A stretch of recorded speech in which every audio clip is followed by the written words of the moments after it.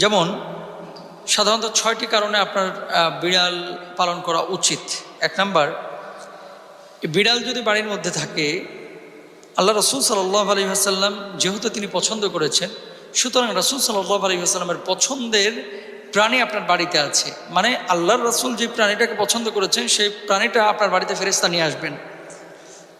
দ্বিতীয়ত, নবীজি সাল্লাল্লাহু আলাইহি ওয়াসাল্লাম যেহেতু পছন্দ করেছেন, আল্লাহর নবী যা পছন্দ করেছেন সেটা কিন্তু আল্লাহ পছন্দ করেন, তাহলে আপনাকেও সেটা পছন্দ করা উচিত। 3 নাম্বার, আল্লাহ রসুল সাল্লাল্লাহু আলাইহি ওয়াসাল্লাম ভালোবেসেছেন, তার মানে বিড়ালকে ভালোবাসা এটা সুন্নাহ। যদি আপনি বিড়াল ঘরের মধ্যে রাখেন, একটা সুন্নাহ পালন হবে।